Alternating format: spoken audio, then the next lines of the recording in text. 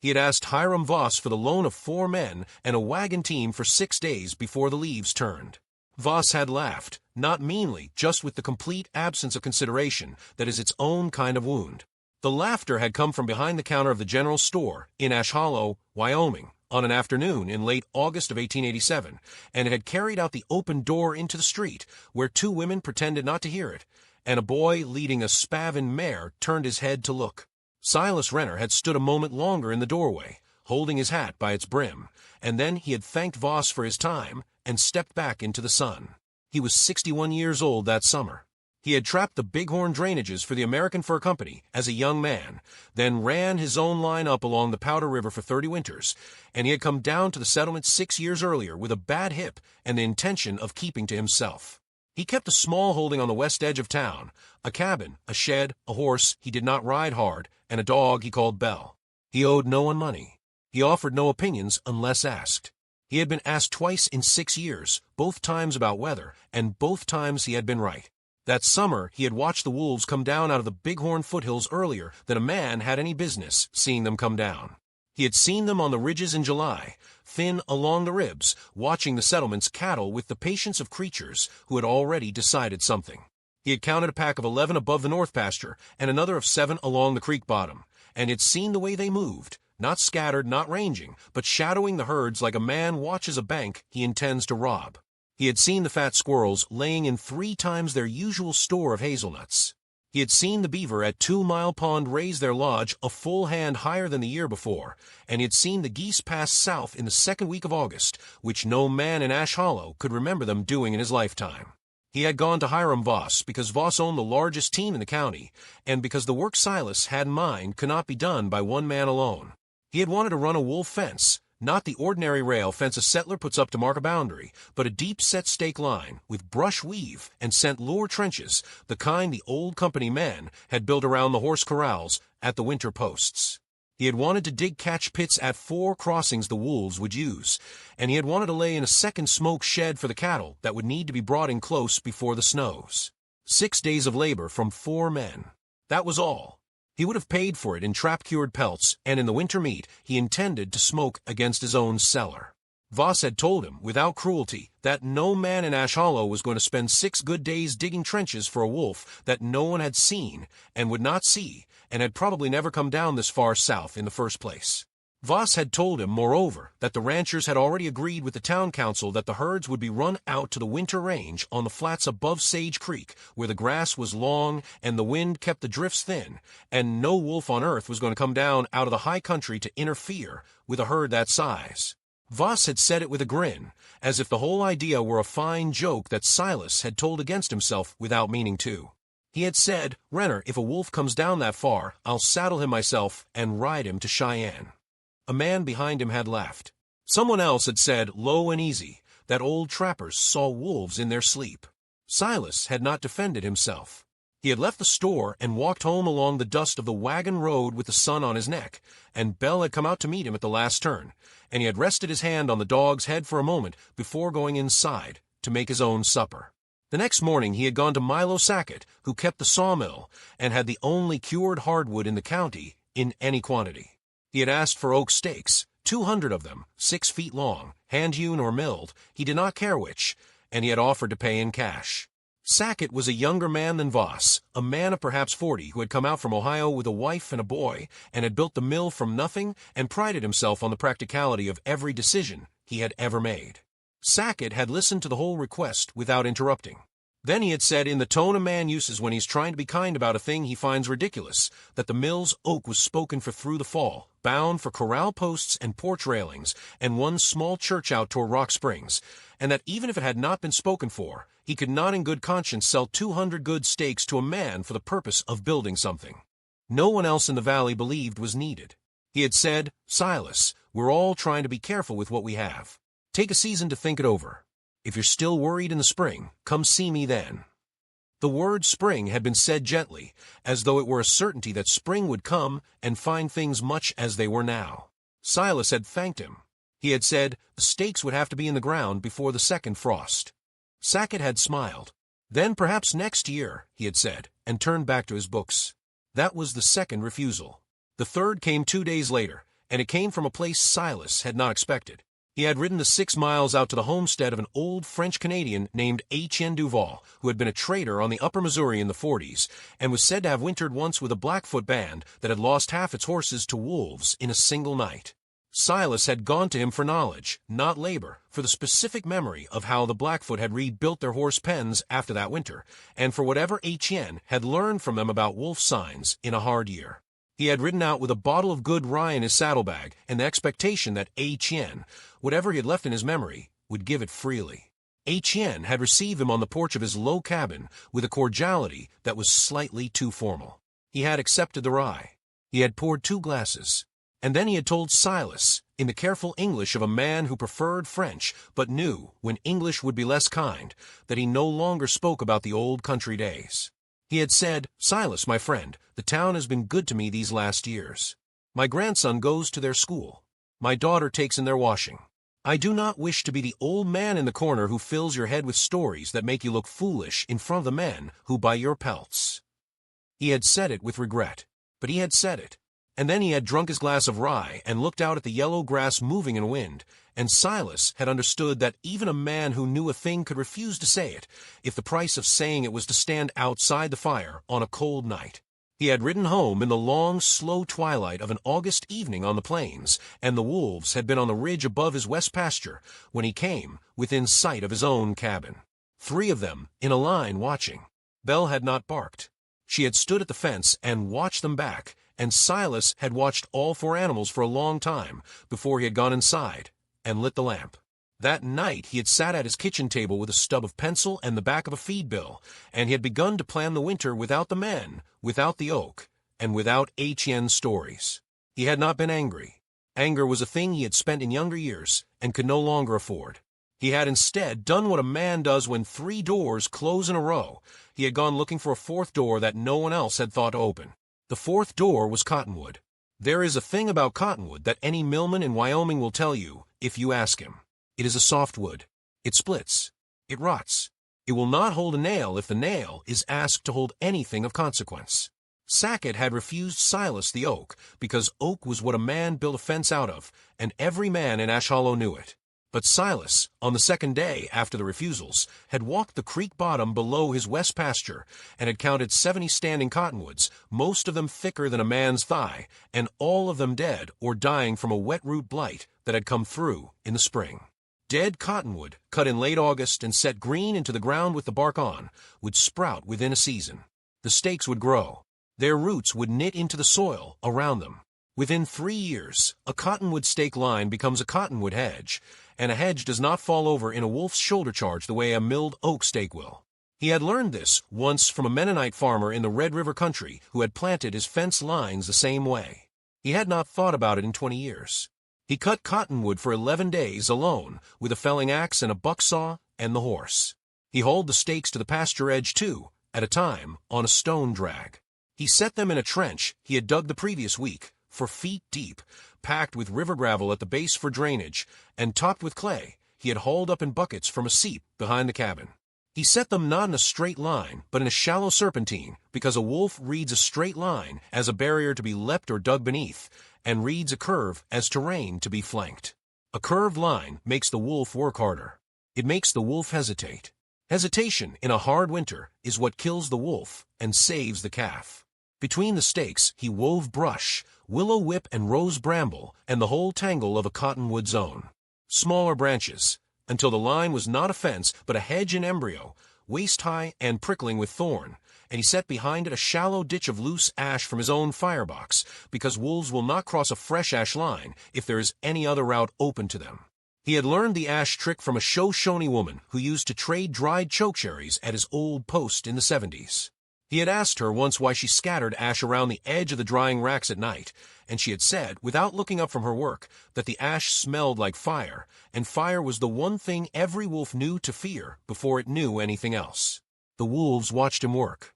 He knew they were watching because Belle knew they were watching, and Belle would lift her head from her paws at the exact moment they came to the ridge, and turn her ears without turning her body, and Silas would follow her gaze and see them there, 5 now, sometimes 7, once 9, sitting on the crest with their winter coats already coming in thick and dark. They did not menace. They did not howl.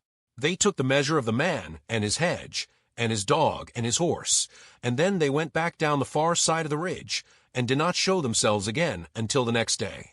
He finished the west line on the 3rd of September. He began the north line on the 4th.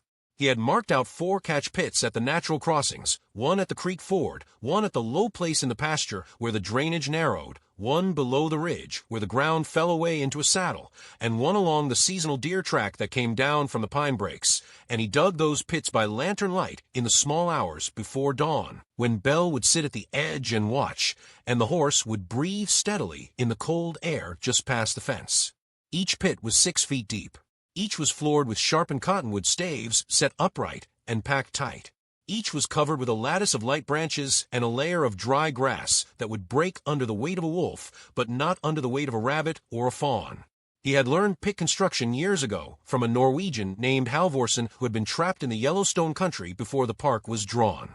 Halvorsen had said that a pit was only as good as the ground you dug it in, and Silas had spent 2 full days walking the pasture before he had decided where each of the 4 should go. He did not want to kill the wolves.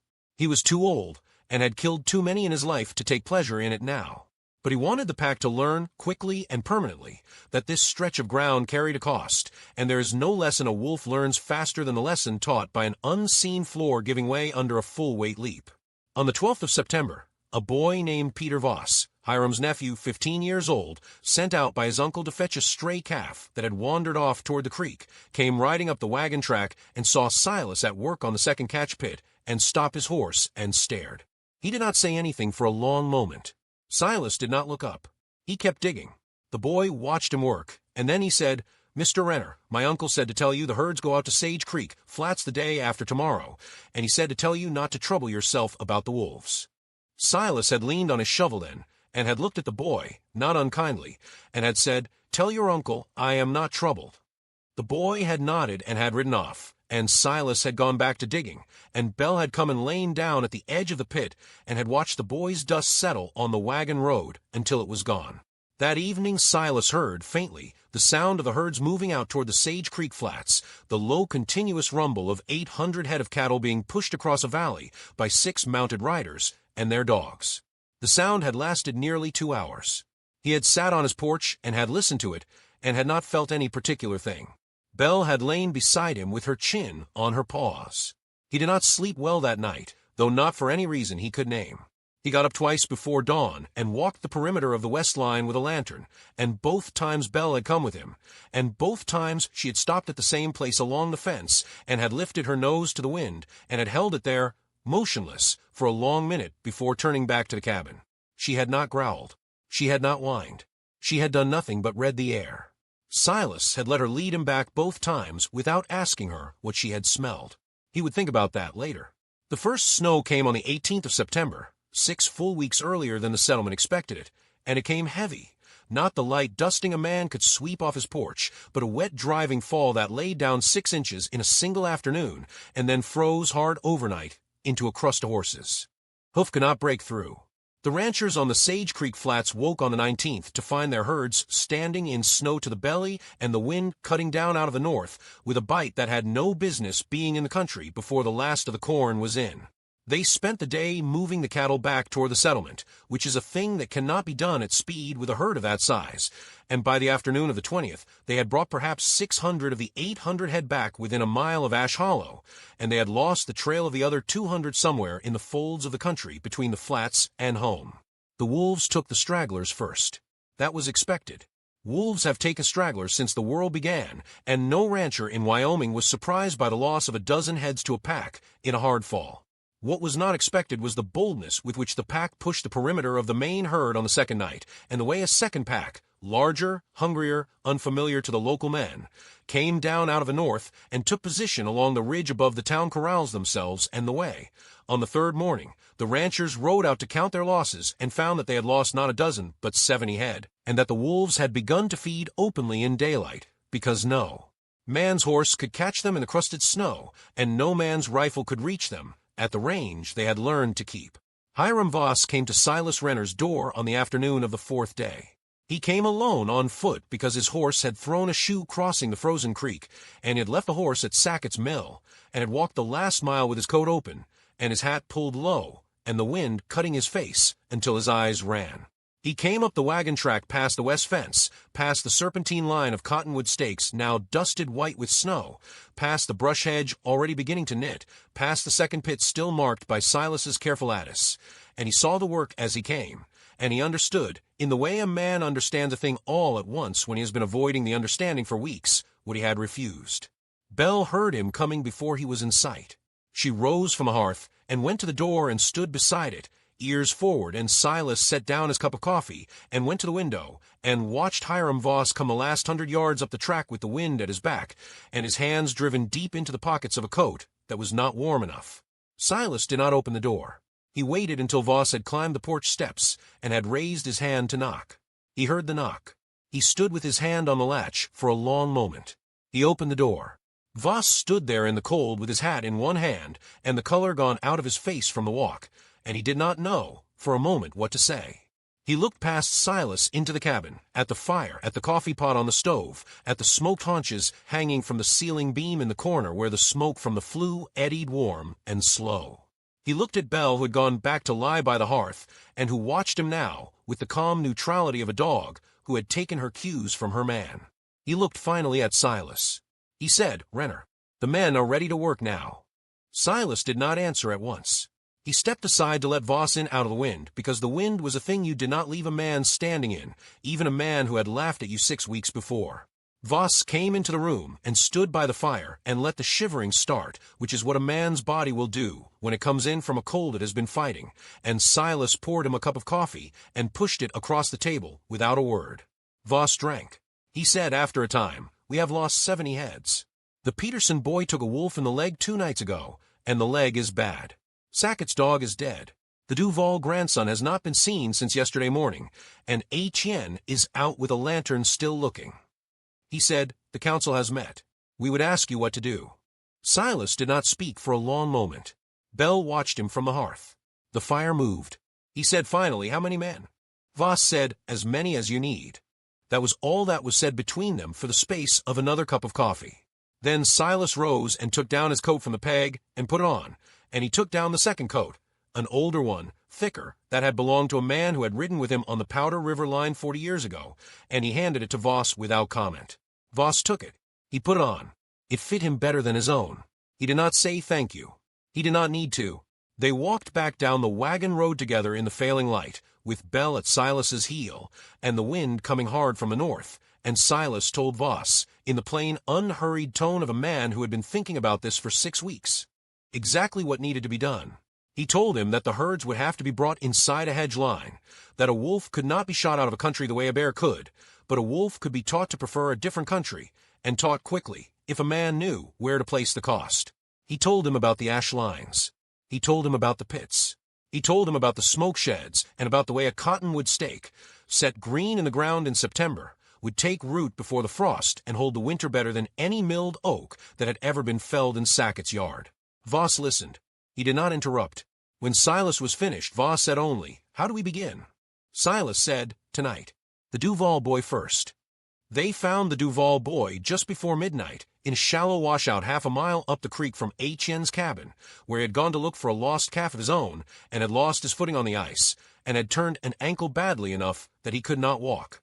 The wolves had circled him for perhaps 2 hours before Silas and Voss and 4 other men had come up along the creek with lanterns and rifles, and the wolves had drawn back at the light without contesting it, because a wolf will not press a fight it knows the cost of. The boy was cold and had wept, and Etienne, when they brought him home, wept as well and said nothing at all to Silas about the summer, or about the porch, or about the bottle of rye. He simply held the boy against his coat, and looked at Silas over the boy's head, and Silas nodded once, and that was the whole of the conversation between them. For the next 4 days the men of Ash Hollow worked under Silas Renner's direction, and they worked as men work when the alternative to work is grief. They cut cottonwood. Silas had marked the stands a previous week, and they went to the marked trees first, and they set the stakes in a serpentine hedge line that ran from the west edge of the settlement around the south face of the corrals and up along the low ridge to the north, and they wove brush and laid ash and dug 3 more catch pits at the crossings Silas showed them. They did not question him. They did not even, after the first day, meet each other's eyes when they took his instructions, because there is a shame in a grown man taking directions from another grown man he has laughed at, and the shame passes only when the work is done and the winter is proven. Milo Sackett came out on the second morning. He came with his mill wagon and 2 of his best men and enough seasoned oak, which he had all along in his back lot, to reinforce the corner posts of the hedge line at the 4 cardinal points. He unloaded the oak himself. He did not speak to Silas until the wagon was empty. Then he came over to where Silas was showing 2 younger men how to weave the willow whip between the stakes, and he stood at the edge of the work for a moment, and he said, "I ought to have sold you the oak in August, Silas. I am sorry I did not." He did not say more than that. He did not need to. Silas nodded, and Sackett went back to his men and to his wagon, and the work continued. Hiram Voss worked alongside the other men without any of the authority he had carried into his own store 6 weeks before. He dug when he was told to dig and hauled when he was told to haul, and did not, at any point in those 4 days, refer to the events of the previous summer. On the evening of the 3rd day, when the north line was closed and the ash had been laid and the last of the pits had been covered, Voss came to Silas at the edge of the pasture where Silas was standing with Bell and looking at the finished work in the failing light. Voss said, "Renner, I laughed at you." Silas did not look at him. He said, "I heard you." Voss said, "It was the wrong thing to do." Silas said, "It is done." They stood there for a moment longer, and Voss said, "The men and I will help you finish your own work at the west line before we leave. It is the least of what is owed." And Silas said, "It is not owed, but I will accept the help. There is a smoke shed I have not built." They built the smoke shed the next morning. The winter, when it came in full, was the hardest the settlement had known since the 18th century. The snow came in 3 deep falls between the 22nd of September and the 8th of October, and by the middle of October the country was locked down under a hard crust that did not melt again until the 4th week of April. The wolves stayed on the ridges through November and into December, and they took what stragglers they could find, but they did not press the hedge line, and after the 3rd of them had been lost in a catch pit at the creek crossing, they did not come again to that side of the settlement at all. They moved north and then east, and by January they had passed out of the country entirely. The settlement lost, all told, 81 head of cattle across the winter, a bad number, but not a killing one, and less than half of what the neighboring valleys lost to the same packs. No one in Ash Hollow forgot who had walked out of Hiram Voss's store in August with his hat in his hand. They did not speak of it directly. There is a way a small settlement has to remember a thing without ever putting the memory into words.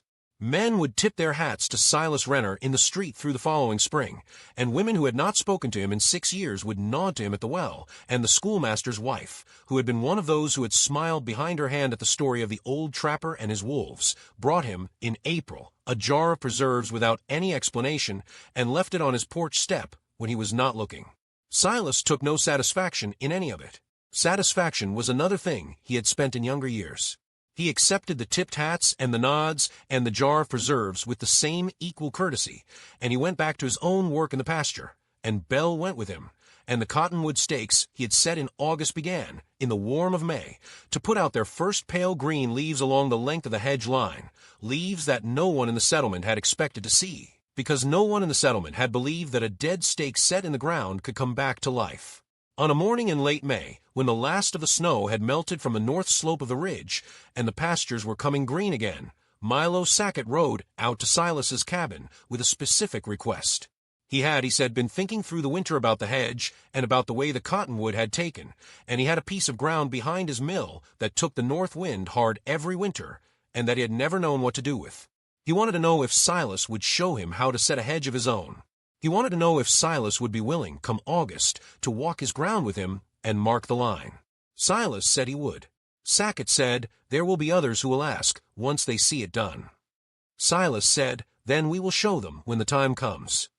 Sackett nodded and mounted his horse and rode back down the wagon road, and Silas stood at his gate with Bell beside him and watched the miller go. And he thought about the summer he had walked into 3 doors that had closed in a row, and how each of those closed doors had sent him to something better than what he had been asking for. He thought about the cottonwood, which he would not have used if Sackett had sold him the oak. He thought about the ash line, which he would not have remembered if Etienne had told him the stories that August evening on the porch. He thought about the serpentine, which he would not have laid if he had been building a fence for 4 men to help him with instead of a hedge for 1 man to build alone. He thought about all of it, and he did not, in the end, thank the men who had refused him, not directly, not in words. But he thought about them with a quietness that was closer to gratitude than to anger, and he understood, in the plain, unhurried way a man understands a thing when he has spent the winter thinking about it, that a door closed against a man in need is sometimes the door that sends him toward the wall he was meant to build all along. Every door closed against a man in need is a wall he will one day build better than the one behind it. If this story stayed with you, another is already waiting on the trail ahead.